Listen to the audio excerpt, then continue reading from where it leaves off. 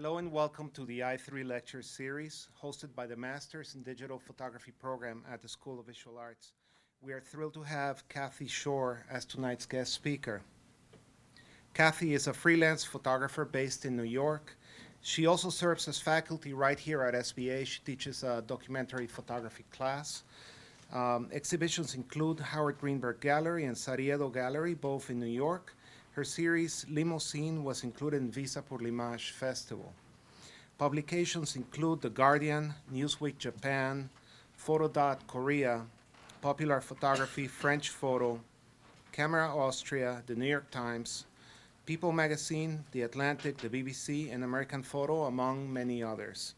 Tonight, Kathy will share with us images from her most recent project, Shot, which portrays survivors of gun violence in America. It is a beautiful and timely book.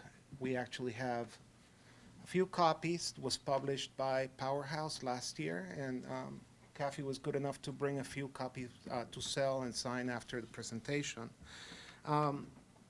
We are really excited to have you here. It's such an important issue. It's of the greatest social and cultural concern.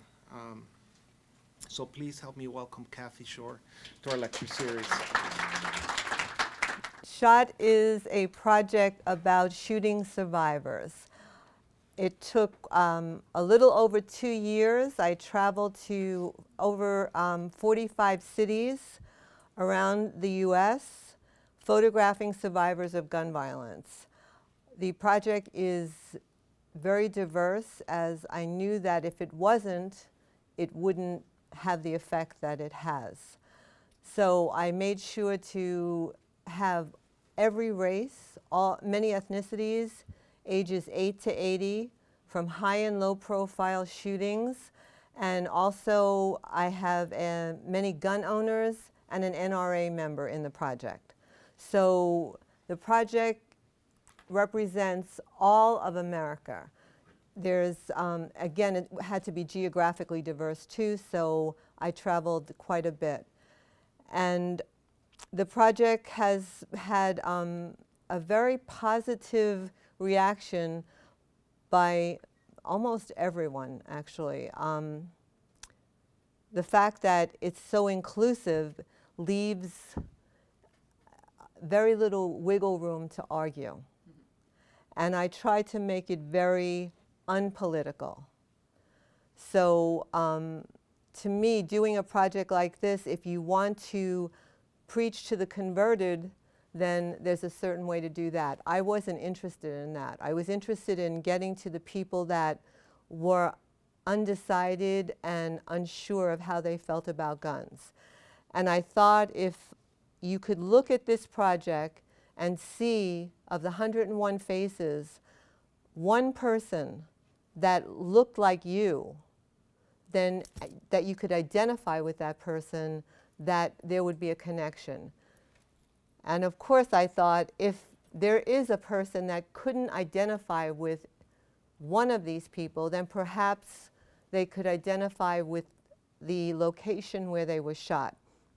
Because for the most part, most of the survivors, I'd say about 85 out of the 101, were photographed at the physical location where they were shot. So if you couldn't identify with this, I'll give an example, the African-American deputy sheriff from Garland, Texas, who was shot by her husband, then perhaps you could identify with the fact that she was shot in the Walmart parking lot, because you go to Walmart. So the project was meant to get you at all different angles, different levels. And I think that, I feel like it has done that.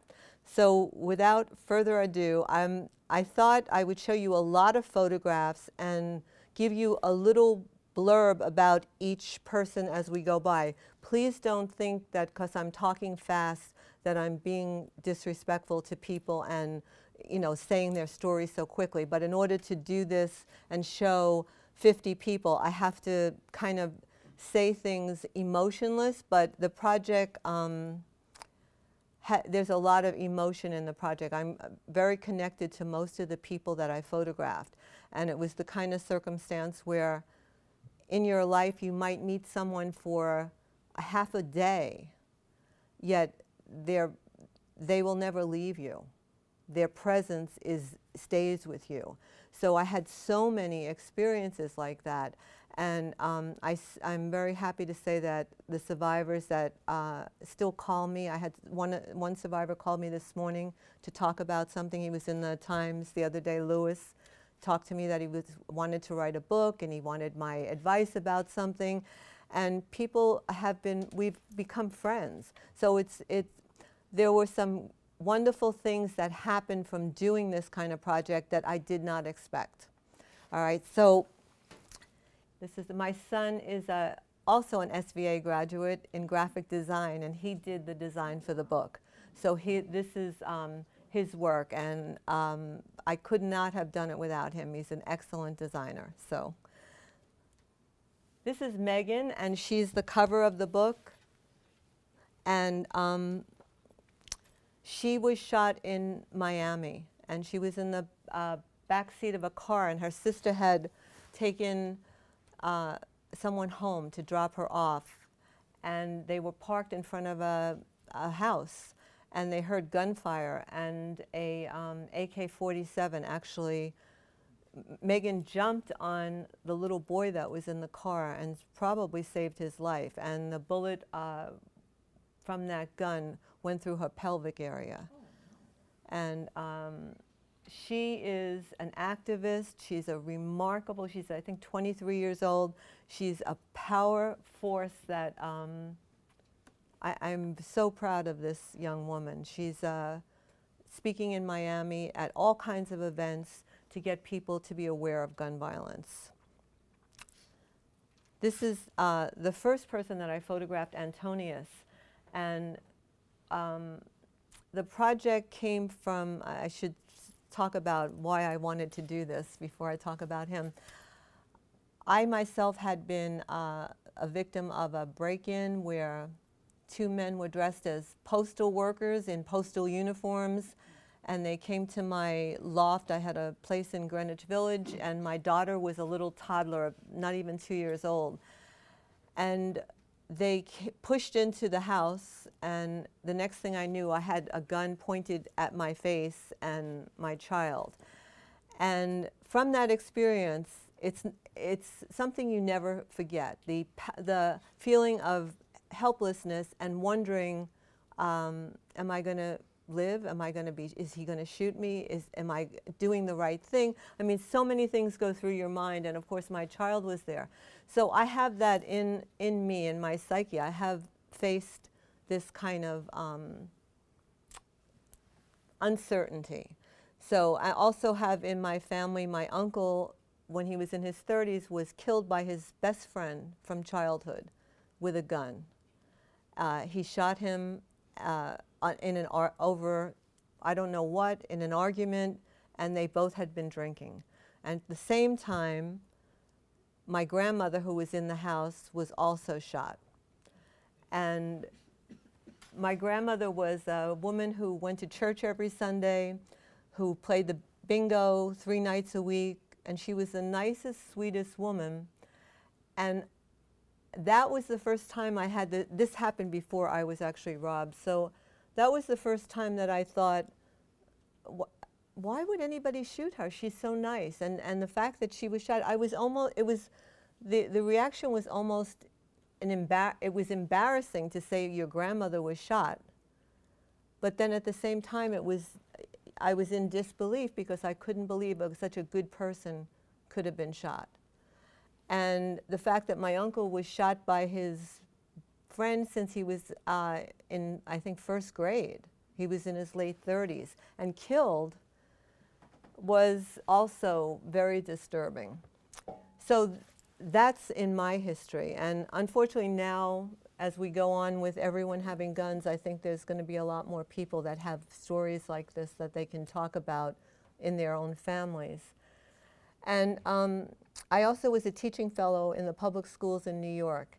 And I would come into classes in you're put in the worst schools in the city. You're put in schools that are very difficult to teach. And so many kids would wear these memorial cards around their neck with images of people that had been shot and killed. And I started to think about what happens to the survivors. How come nobody ever talks about them? Nobody ever says anything about them. And I started to think as survivors, as a group that we just forgot about. We said, you know, oh, they're so lucky they're alive. You know, who cares anymore? They survived. So I thought as a group, they would be an interesting group to document and to look at. And I was thinking about this idea for a project, and I had New York One on. And this gentleman, Antonius is his name, and he's Indonesian. He has a last name that has 20 letters in it. So he had a very distinct name. And I listened to him and I thought, I'm going to Google him. I know I have to find this name, and I'm going to send him an email and see if I can talk to him about this project. And sure enough, we connected and we had a back and forth for about 3 emails. And then I said, do you want to be the first person that I photograph? And he said yes. So I went to Brooklyn, and this was 7 weeks, because you can see that his scar is very new. And I went to Brooklyn, and he said to me, I have to tell you, I took a Xanax before this. I was like, okay, that's a good thing. You're calm. And he was a professor at NYU, and he was going to teach in the afternoon. And he was walking to the subway, and some guy saw a woman that he had some kind of argument with, or say bad vibes with. And in the middle of this street corner, he decided that he was going to shoot this woman, and Antonius was shot. So when we were standing there, I said to him, oh, do you think I could photograph your scar? And he just lifted his shirt exactly like that, and I photographed it. And afterwards, he thanked me. He said, I feel so good. I feel like I've taken back the space. So it turned into a cathartic experience for him.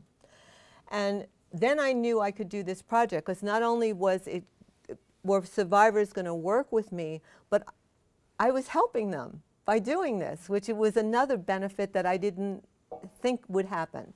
So I have a lot to thank Antonius for. This is Sahara, and Sahara was walking in Times Square with her cousin going to the movies, and there was a police action. And the police started shooting at somebody who was it wasn't a person that it was I think a mentally unbalanced person, and they started shooting in the middle of Times Square, and she was hit with a police officer's bullet. This is Raven, and Raven is in Miami, and his story, he told me very simply, he was shot by his friend. He's blind, and he's gone to college since this incident, and he's a motivational speaker in Miami. I just saw him about 2 weeks ago. He just got married, his wife is pregnant, and he is another incredible human being. This is Karina, and Karina was standing outside of her high school in Aurora, Colorado, talking to her friends. That's the high school in the background, and 2 people from the high school that were gang members kind of joined into this circle of people talking, and a car came down the street, and 1 bullet was fired, and Karina was paralyzed. This is Moni, and Moni those are the Aurora movie theaters in the background, the Batman movie theaters. Moni was shot in the hand, and the person who she went to the movies with, who was her best friend, was killed. This is Josh, and Josh was shot in Granada Hills, California when he was 6 years old by a neo-Nazi who went into a Jewish daycare community place and shot counselors and students. They all survived, but then the person left the center and killed a postal worker. delivering mail. Why did you decide to photograph him like this without a face? Oh, good question. And he was very handsome, too. He was an extremely handsome young man. Because I thought it was really important to show that he was Jewish, and he was shot because he was Jewish. A hate crime. I thought that, and his mother asked me the same question. Yeah, but I thought it was important to have the yarmulke in because hate crimes, people do things because they hate people. This is Shanessa. Shanessa was from Newport News, Virginia. She's since moved. She was shot by her sister's boyfriend, and about a year after that, I got a frantic text from her telling me that she was in the hospital again, that she was going to testify at this boyfriend's trial, and he hired friends to shoot her. So she, in the space of a year, was shot twice. She lives in New York now, and yeah, she's a very sweet. That's why I wanted to have the flower there in that one image, because she has tattoos everywhere, and you might look at her and say, "Oh, that's like a really badass woman," but she's a pussycat. She's very soft and sweet and very nice, and I wanted to give that balance, and also that tattoo of life is pain. Just seeing that somebody would put that on themselves, I just thought about what she had gone through to make her want to put that on her body. This is John. He's one of 3 police officers in the project, and he's from Belleville, Illinois.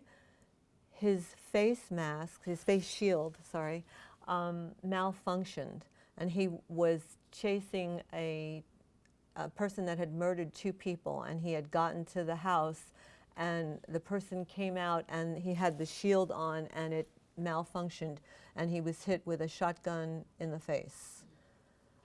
He was a sergeant, and I asked him to please, and he's blind, and he breathes through the tracheotomy, and I asked him to put his uniform on so I could photograph him in his uniform, and he was very funny, and he was upset because he had gained weight, and he said it didn't fit him very well anymore. But and all of these people were just so incredible that here's somebody that has gone through this, and he's joking with me, and he also has a blood drive that he does every year for police officers. Okay, this is Star, and when I took this picture, I thought this has to be the craziest place where someone was shot, in a church. And then, of course, we had South Carolina happen about a year after that. So she was sitting in this church in Pennsylvania at a meeting, and some deranged person came in and just started shooting. This is Tyreke, and he's 13 years old. When he was 7, he was in Hartford, Connecticut at the West Indian Parade, and there was some gang violence that happened in the midst, again, of a crowd of people at a parade, and people just started shooting. This is Joe, and Joe is a retired SEPTA bus driver from Philadelphia. Twice while driving his bus, he was shot, and a third time he was standing on a corner in Philadelphia talking to his friends and was shot. His son was killed by gun violence, and the other person I photographed on that trip to Pennsylvania, his son was killed by gun violence, his daughter was shot. These were all separate incidents. And the extent to which gun violence went through or goes through African American communities was so brought to my my reckoning when talking to people and hearing that, oh no, I know this person, I know that person, and everybody knew many, many people that had been injured by guns. So this was another subtext in this in this project. There were all different kinds of shootings, different circumstances, but violence like this was very, very disturbing. This is Annette, and she's from Philadelphia also. When she was a younger woman, she was a prostitute, and she had a customer who freaked out, shot the man who she was renting the room from, and shot her. She left the profession and became a counselor to people who were involved with drugs and people who were working the street. This is Matt, and Matt was shot. This is another anti-Semitic shooting. Matt was at this time he was a band member, and he took one of the band members with him up to the top of the Empire State Building because he was from Denmark. And they were at the top of the Empire State Building. This was in the late 90s, and a man came over to them and started talking about the Palestinian-Israeli things that were happening. I think this happened in 1999. I don't have a recollection of what exactly was happening then, but this man was extremely angry about it. He shot Matt in the head, and he killed his bandmate. And they were just on top of the Empire State Building. So he was shot in the head, and he was at the point where his music, he was going to the next level. So what happened is, from having that shot, his memory is not the same. So he couldn't remember the songs. For a musician, I mean, it couldn't get much worse than that. But actually, about a year and a half ago, he performed for the first time at the Cafe Wa here in the village, and I went to hear him. And when he sang "Knock, Knock, Knocking on Heaven's Door," it was amazing. And he had all the words, and he plays the guitar. It was just beautiful. So he lives in New Jersey now. Okay. This is one of the strangest stories that I think that I heard. This is Craig, and this is Baytown, Texas. And this car that has to be in the picture because the problem was all about this car. He had taken it to be repaired and had a $5,000 bill. And he had about $3,500, and he told the mechanics that he would give them the rest of the money in the next 2 weeks, which was agreed. So in that time, the car wasn't working properly. So he brought it back and said, "I'm not going to pay you until the car is fixed properly," which I know I would do. I mean, it seemed very reasonable. Well, the mechanic and his father went crazy about that, and Craig got in his car to get away from them. They pursued him, cut the car off. The father punched him in the face, and then he was shot in the leg by the mechanic. And then they took the car. And then Craig had to get a lawyer to get his car back. So this, it was very important to get this orange car in that picture. This is Deborah, and she was shot at the Mother's Day shootings in New Orleans. She was a blogger and a person that followed the Second Line in New Orleans, which are the bands that are kind of like off-Broadway theater for bands. And another gang kind of thing happened, and she froze. She saw all her friends run, and she couldn't move. And she saw the boy, and it was a young man, maybe 16, with a gun, and he looked, she had this kind of situation where he looked just like her nephew. So as she's frozen, and you can imagine what's going on in your mind, the boy resembles her nephew, so she almost said, "What are you doing here?" And she was shot, and sadly, she passed away last year. So there are 3 people in the project that were shot and have died since I photographed them. All of them as a result of the injuries that they received when they were shot. And Deborah had over 30 surgeries on her abdomen, and she was extremely positive. She was still out photographing, not photographing, blogging and covering the second line. She was very active. She was very out there, but she had been really badly hurt. She also went to the prison and forgave this young boy. She spoke at his trial and asked that he not be given a long sentence, and said that it was a problem from where he came from, the environment, and this contributed to what happened. So when she told me this story, I mean, this kid had put her through so much, and she had forgiven him. So Deborah was an extraordinary person. This is Dana, and Dana was shot in Fort Hood. She was an Army sergeant at Fort Hood, and she was shot very seriously about 4 times. And I don't think she can have children after she was shot in the abdomen. So the most unlikely person that I would ever think of as an Army sergeant. She now does yoga, which made much more sense to me. I guess I haven't been around people in the military too much, but I was very surprised that she was an Army sergeant.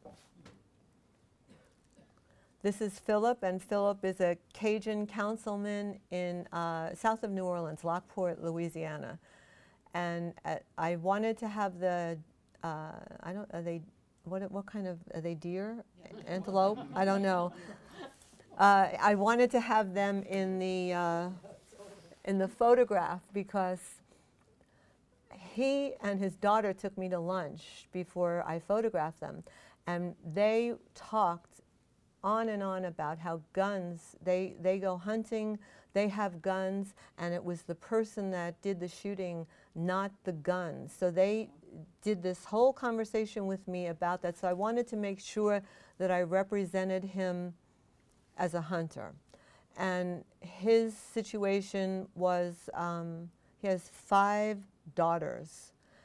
And one of the daughters was divorced from a man, and the man came to the house where his other daughter lived with he and his wife, shot Philip in the throat and very seriously killed his wife, and his daughter, who was not married to him, was left in a wheelchair, paralyzed.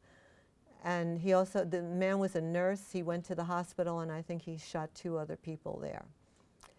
So they had no, they weren't angry about guns and getting rid of guns. They were angry about the mental health of this person, his ex-son-in-law, who did this. This is Sharika, and Sharika is the person I talked about before in the Walmart parking lot, the deputy sheriff. And Sharika has 7 children. She's a full-time deputy sheriff. She was shot in the head. She wrote, I asked everybody in this project to write something for me. She met me in Starbucks and had 5 pages that she had written. And I just looked at her and said, how do you do all these things? How do you have, she has triplets actually too. And she was one of those women that makes you feel like you can never do enough to keep up with Sharika. This is Kathleen, another Texan, and her husband. These are a group of, starting with Sharika, the one before. I'm showing about 7 or 8 people who were shot in domestic violence situations, because people always say to me, which person or which story stuck with you or meant the most to you? And I never do that, because all these stories are fascinating and interesting and important. But the issue of domestic violence really touched me, because it affects all women, no matter socioeconomically what you're making. You can be poor, you can be rich, you can be any color, and it's very cliched. It's always about, if I can't have you, nobody can. Like, all of these women, when we were talking, all made statements to that effect. And also, the person doing the shooting always means to kill you, because they aim for the head and the torso. They're not interested in scaring you and shooting you in the arm so you'll behave better. They're interested in killing you. So all of these women that you're seeing now, pretty much, maybe one or two not, but have been shot in the head. Kathleen was shot in the head. In the house behind you, you can see it's a nice upper middle class house, and she was shot in the office in her house. This is Kate, and she was maybe the only one that I think the circumstance was that she was shot in the chest, but she's holding the door because she was with her father and her 4-year-old son, and they saw her ex in the parking lot across the street from the apartment house. So they ran to the house and tried to hold the door closed, and he shot through the door and shot her and her father, and luckily her son, his son too, at 4 years old, was not shot. But when I told her to stand next to the door for the picture, you see what happened. I mean, her hands were incredible. That way she just looked like she wanted to hold everything back. And her eyes, I mean, she really got a look of terror that was not, it was very natural. It just happened spontaneously. This is Shirley, and Shirley sadly passed away about 2.5 weeks ago. She was shot 14 times by her ex-husband with 2 guns in front of the nursery school and in front of her 2 young daughters. He got a $25,000 bail because he came from a nice family in Indianapolis that had never caused any trouble. And this is 6 weeks after she was shot. And I received an email in the middle of March from her sister. And very, very upsetting, because Shirley was just so strong. Like, you can, 6 weeks after being shot, to stand there and to do this. And she was a lovely, lovely woman. So this is Marlis, and Marlis is from California. She was married for 41 years to her husband, who was an abusive man the entire time. He abused their 4 children, and he shot her through the heart, which you can see in this next picture. Marlis is so funny. She became born again a few years ago, and when I'm photographing her, she's this very nice, I think she's the oldest person in the project. She has this very nice red blouse on, and you know, we just had a wonderful meeting. And then when I asked her if I could photograph her scar, I didn't think she would do it, and she just kind of whipped her red blouse up. And it was just so, afterwards we were laughing. I said, Marlis, I can't believe you did that. She was like, yeah, well, you want to see my scar? But she's a character and a lovely woman. And one thing is that people will say, like, why do people stay with these abusive people? And Marlis met him when she was 13, and she was married when she was 15. So her normal is not normal. All men, to Marlis, act like this. She never knew anything else. So, you know, finally when she was I think she was in her late 60s, she decided she had had enough and it was time to leave. This is Damaris, and she's in outside of Houston, and She was shot in her left eye and blinded. Well, in that eye, she can still see. And this is her lovely daughter who was there when her husband shot her. And this is Laura. Laura is a bank vice president in a very beautiful house outside of Houston. And her story, a lot of the domestic violence people are ex-military men.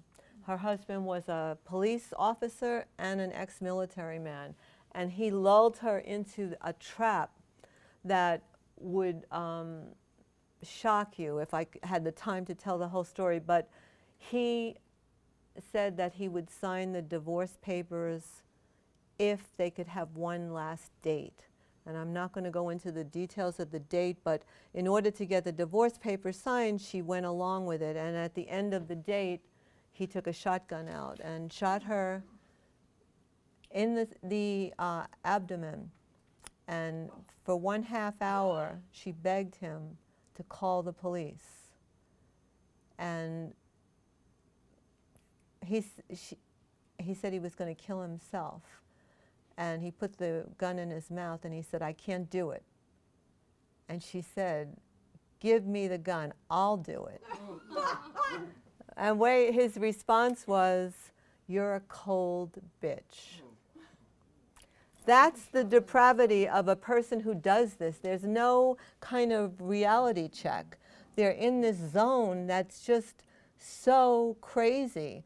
Like, he does this, she's bleeding, all dying, and she's a bitch. She got to the hospital with 1% chance of survival.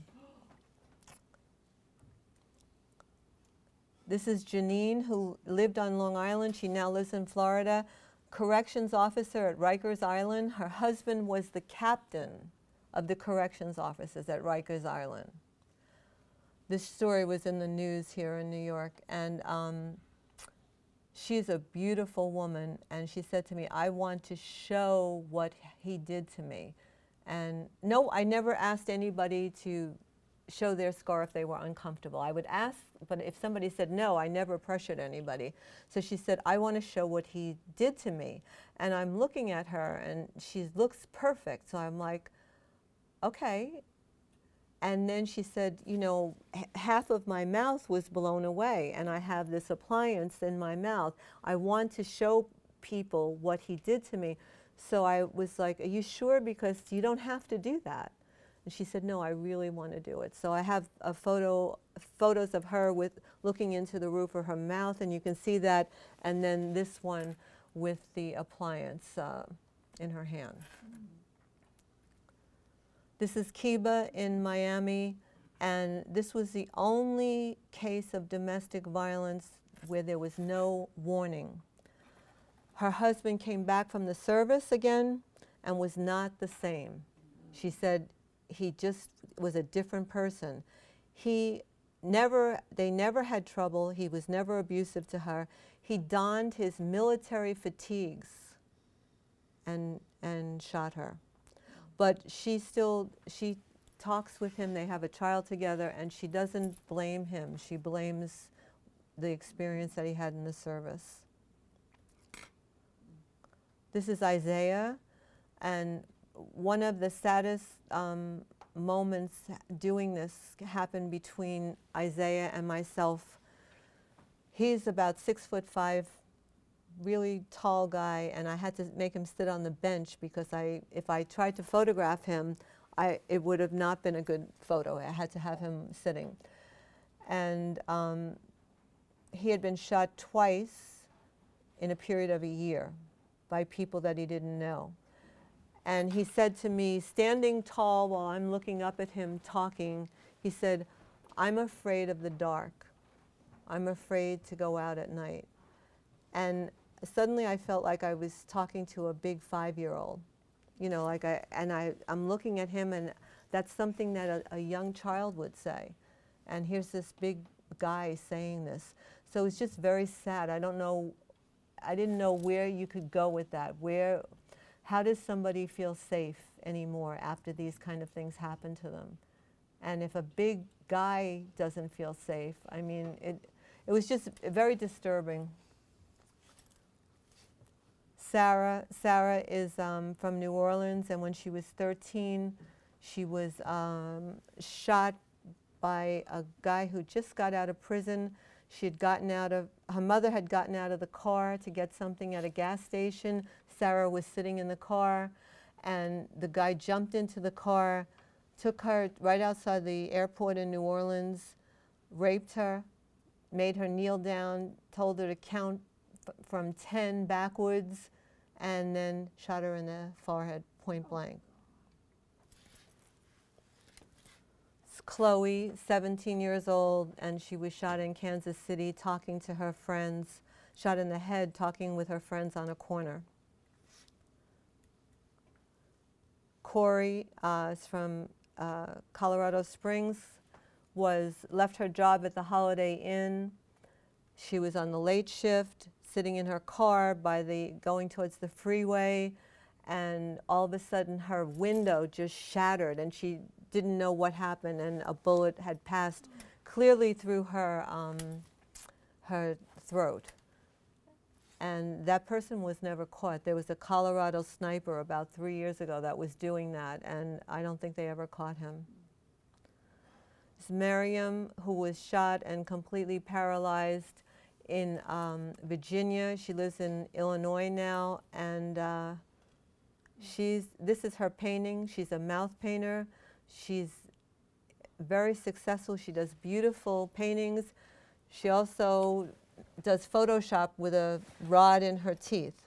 I mean, she's incredibly talented, and her spirit is so positive, and she cannot move a muscle just from the neck up. Allie was, this is a perfect case of people locking up their guns when there are children around. 15 years old, went to her friend's house outside of Kansas City, and the father was a trucker, and he left his handgun on the table. Everybody thought it was empty. The girl picked it up and started playing around, and Allie was shot in the head. Andali in Chicago told some people at a party to just cool it, or they were acting up. He made a comment about,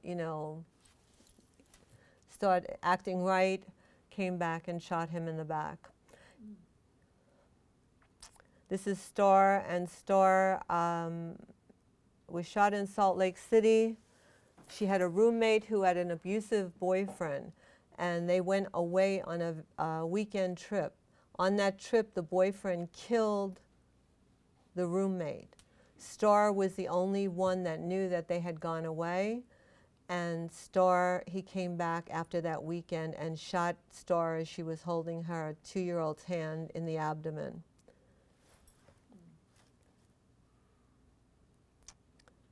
This is Liz, and Liz was another case for gun locks in houses with children, lived in Montana as a kid. Her brother got angry at her because her cat scratched him, and he took the shotgun from the laundry room and shot her.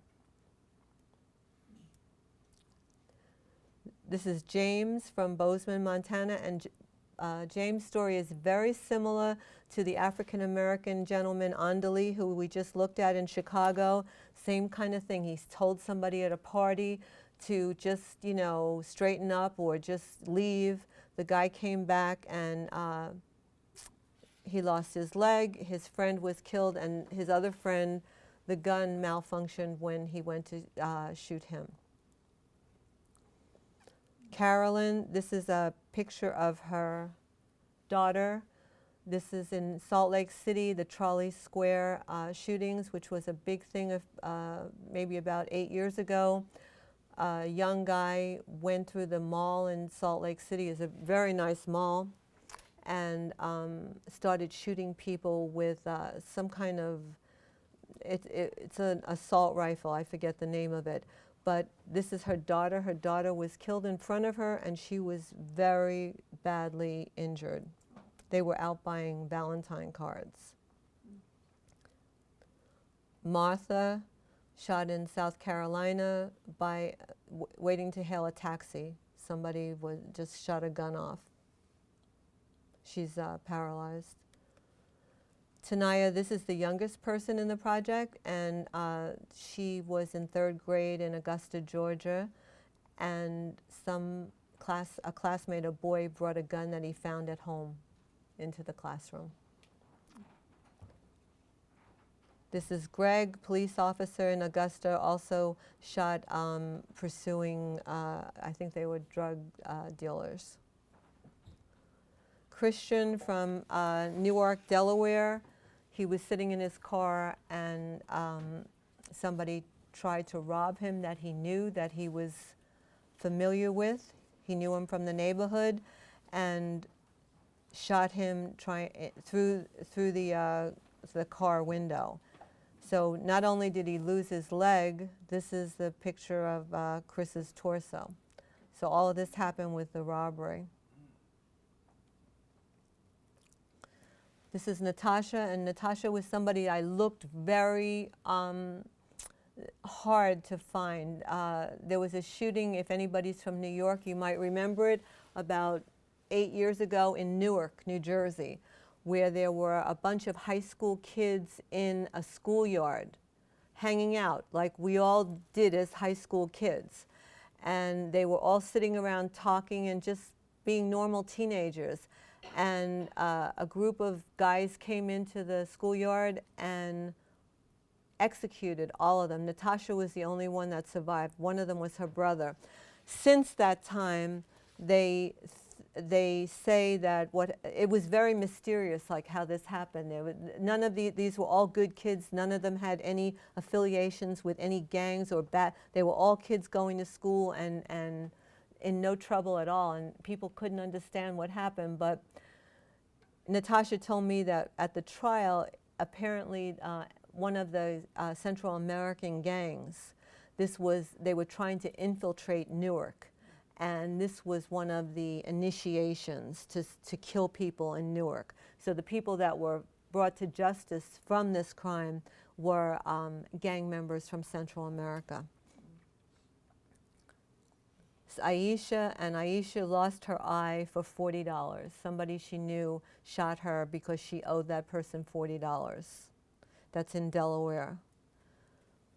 This is Steph, and this is one of those stories that I completely forgot about because we have so many of these stories that you kind of lose track of them, as you're losing track of these stories.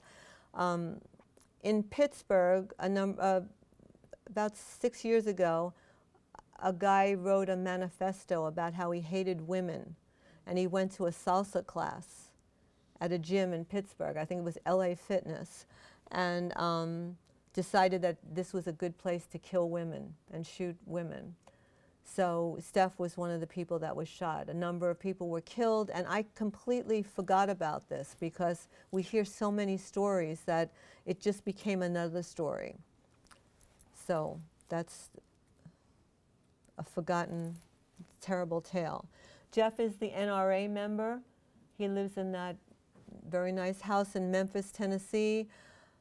He has he had testified in a child custody hearing, and people were angry about that, so they put a hit on him. I mean, these things sound like they're movie things, like who does this? Who puts a hit on somebody? But so he was shot 8 times, twice I think in the head. He managed to get the gun that he had on him out, and it scared the guy off. So this gun did save his life, but I always tell people it didn't prevent him from being shot. But it definitely saved his life. This is Jasbir, and if you remember a few years ago, there was a shooting in a Sikh temple in Wisconsin. She was shot in that shooting, and that was another neo-Nazi. This is Bishop Scott Hayashi, the Bishop of Salt Lake City and Utah, and he was shot when he was a college student in Tacoma, Washington, in a robbery. He worked in a record store, and some guys came in to rob the store, and he was shot. This is Ryan, and he was shot in Atlantic City, New Jersey. And he was sitting talking to his ex-girlfriend in a car, and he was just shot through the window. What he thinks and his father think is that he had an unusual car, and somebody else in Atlantic City that was a drug dealer had a similar car, and they think that that's what happened there. So that's, these are the states that I visited to photograph. If you look like at California, I was in San Francisco and Oakland and LA, and also there's one mark, but some of the states I was back and forth to a few times. So that's shot, and we're going to be working, we're working right now, a few of us, on a new project called Shot We the People, which is, the idea of it is an interactive archive of people who can send in images of shootings, things about people who've survived, people who have died, images from gun culture, any kind of thing that references guns. And we're working with some people here at the School of Visual Arts to try to get this archive together, and it would be the largest interactive archive where also people who want to do shows or are interested in, like the other day, I was talking to Senator Feinstein's office about SHOT, and then this came up, and they were looking for people who had been shot with AK-47s. So with this archive, we will be able to cross-reference and have, when somebody has a request like that, we'll be able to send them imagery from all over America with these kind of things. So if you're looking for a domestic violence survivor from Utah who's under 30, Asian woman, you'll be able to put those kind of references in and come up with images. So we're really excited about this. We're thinking, we're talking about this. I'm going down to Miami this weekend and gonna meet with some Parkland students. Fingers crossed that that's happening. So we're trying to get the message even out further, because SHOT was a beginning, but now there's so many people affected that want to talk about this, and people have been saying, what do where do we go next with this kind of thing? So I've said all that I can say about shootings and people. I can't do any more than show a diversity of Americans, how it affects everyone.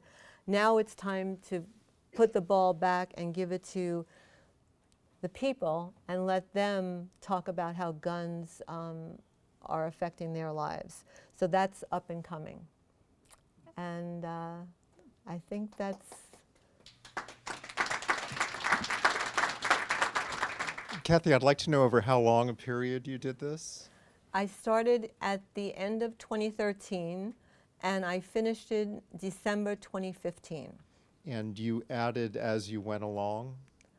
I mean, you didn't start out with a list of all of these people. Oh, no, I had no list at all. This was done just like day by day. I should probably explain that. I did a lot of research and was on the computer all the time looking for stories, looking for people that might be able to connect me with other people that knew people that were shot that could be photographed. With the high-profile shootings like Aurora and Fort Hood, I wrote old-fashioned letters.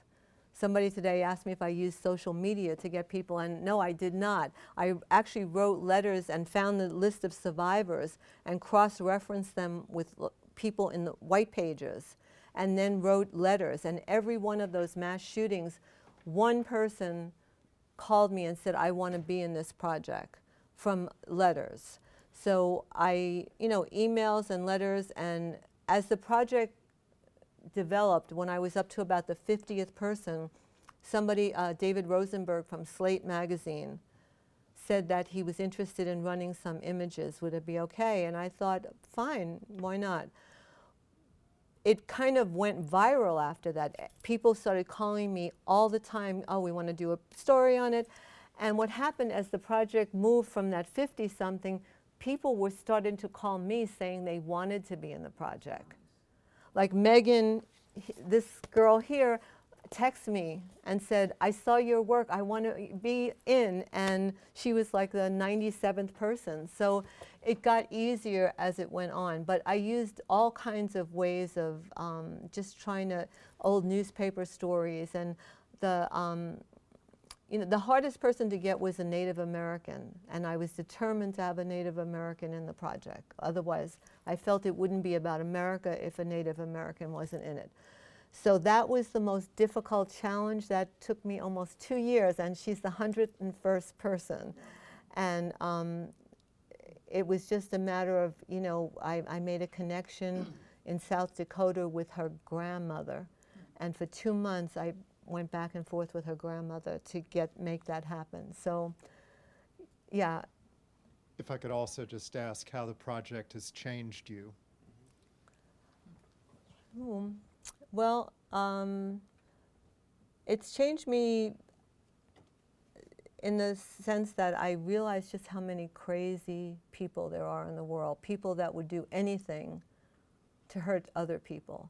But on the same token, I also see how much goodness there is in the world by the survivors and people that I've met. So I kind of feel that one hand it's terrible, but on the other hand it kind of balances it.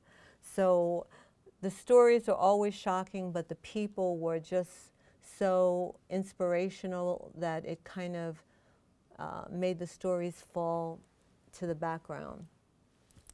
You know, the saddest thing actually is seeing people pass away now after being in the project. The 3 people that died, I felt really, really very badly about. Photographing people, I didn't feel that way because they were alive and they were there, but hearing that a few years later they died is very upsetting. Hi, Kathy. Hi. Thanks for doing this great, important work. Thank you. You know, what I wonder, I would have imagined after Sandy Hook that there would have been a big sea change legislatively, and you know, it just seems like that it never changes. And do you have any sense after doing this project for a while? I mean, like, I have to believe that legislators must be interested in seeing this. Do you have any sense that things are changing? I think that things are changing, but they're changing very slowly. I think that the young people are making a really big difference. I think that this has been very mood changing, altering. The fact that young people are saying, no, we see this. This is BS. This is not stuff that we buy, and we don't want to live like this. So I think that that's very, very encouraging. And I think that we just have to vote people that won't. I mean, if you think about it, I'm not a person that's against guns. I'm for responsible gun laws. If you think about it, anybody that's a parent that has a gun, why wouldn't you be okay about locking your gun up? It's your child that's in the house. How is that a crazy law that we shouldn't pass? Does anybody in the country need a machine gun? I don't think so. So most gun owners would say the same thing. So why can't we talk? Why are we allowing an agency, a club, whatever the NRA is, an organization, why are we allowing 5 million people control what happens to 325 million people? Why are they telling us how we should live our lives? There's when you hear those numbers, and it doesn't make a bit of sense. So finally, the teenagers are saying, we're not buying this. And I think we have to vote and get people that will not do the right thing to protect, as much as we can, people's lives, young people. If you're not going to vote for these laws that are no-brainer laws, then you need to go. So I think that people are starting to feel that way. So hopefully, I guess we won't see until November if this is kind of the way we're going to go. But I do feel more optimistic. And I've talked to many gun owners, and gun owners that are responsible are not crazy out there people. We have extremists that are the ones that are controlling the dialogue now. Most gun owners are not extremists. Really fantastic work. Thank you. You mentioned you are feeling optimistic about this. I'm wondering if you can talk about whether there was a theme of optimism or pessimism with these survivors. I don't think I met one survivor that was pessimistic. I think that every single meeting that I had, with the exception of these little like the thing that I said about Isaiah saying that, I felt bad in the moment when he said that, and maybe, probably I shouldn't say everyone, there's probably about 3 or 4 people that I didn't feel as optimistic about, that I wondered would they be okay. And it's not the people that passed away. It's people that just, maybe it was newer, maybe it was fresher, and they didn't have as much time as other people to go on. But the majority of people were so positive and so interested in helping. I heard so many times, if I can help one person by doing this project, then I want to do it. So I never felt, the stories are incredibly depressing and sad, but the people are anything but. So I never walked away from these situations and felt like I needed to go have a drink or something, you know, like be depressed. I felt, wow, it's you know, I feel like I should be doing more. I you know, just sitting here looking at the work, the portraits, one after the other, and hearing the brief storylines, it was really overwhelming for me. And I was just wondering, from the point of view of the photographer, did you develop a certain approach? I mean, you're asking somebody to come back to the scene of the shooting, and you know, the woman with the door, I think, was the strongest example of that, and how you can see it in her eyes that it took her back to that moment. Did you develop an approach as a photographer, or you know, just a way of guiding people in and out of these situations for your project? Yes, I would never photograph someone that I just met. I would always meet them and talk for as long as it took to feel comfortable. So we always met in a coffee shop, or if somebody was shot in their home, we'd sit in their home and talk. So anywhere from, and prior to that, we had email or phone conversations. And the conversations went from, probably the shortest conversation was a half hour, and one woman I sat with for 3 hours, and we just talked. I mean, we just went on and talked. So the photographing was a shorter time than the actual conversation, because I don't feel that I want to photograph somebody that I don't feel comfortable with them knowing a little bit about me, with me knowing a little bit about them. There should be this comfort level to work, to make it work right. So we always had conversations. Sometimes people, like Sarah brought her boyfriend. Some people brought somebody with them, and by the end of it, we seemed to be, it went very quickly. The thing is, when you're, for people who are studying photography here, this kind of project is not, if you like studio photography, you would hate to do this kind of project. And I don't like studio photography. So this is a project where I call it guerrilla photography, because you're meeting somebody that you've never met that had a terrible thing happen to them. So they're traumatized on a level that they're exposing their trauma to you. Then after the meeting, you're going to a place you've never been to, and you have no idea what it looks like. You also are traveling somewhere, and the weather is a variable that you have no control over. You're in, Salt Lake City for one day. this is the day you have to photograph, no matter what the weather is. Then you go to the location, and the location can be just very boring, very bland. I mean, there you are, you have your person, you have to quickly look and assess the location, find where it's going to be the most interesting, and deal with the weather. And hopefully, you get a break on something. So some pictures are not as good as others because of those kind of things, or maybe the chemistry is not right. But this wasn't a project that people kind of auditioned for. All 101 people that I met, I photographed. And it wasn't like, oh, I'll photograph 150 people and put in the best 101. Everybody that worked with me was in the project. So I like to work like that, but when I think about it, there's a certain madness to it of that kind of, those kind of variables. I would like to thank you so much, one, for doing it, but two, for following up in a way that people who would like to see more responsible gun laws can in fact use the rich images and stories you have.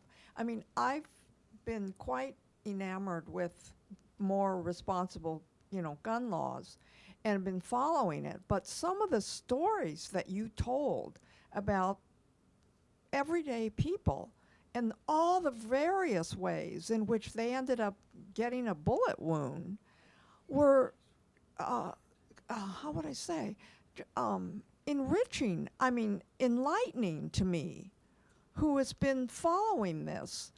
And I think if more people knew the variety of ways that guns can, in fact, inflict pain and suffering and so on people, that more people would be likely to get behind responsible gun laws. And to see that you talked to Feinstein and actually are going to create a directory so people can access stories and images, I think is so special. So I want to thank you from the bottom of my heart. Well, thank you. That was so sweet. Give her the $20. Thank you. That was very nice. I appreciate that. Oh yes, there's cards about. We have a temporary website up now that just to take people's names and stuff. So if you want to know about that, please take a card before you leave. And thank you very much for coming and listening. Thank you.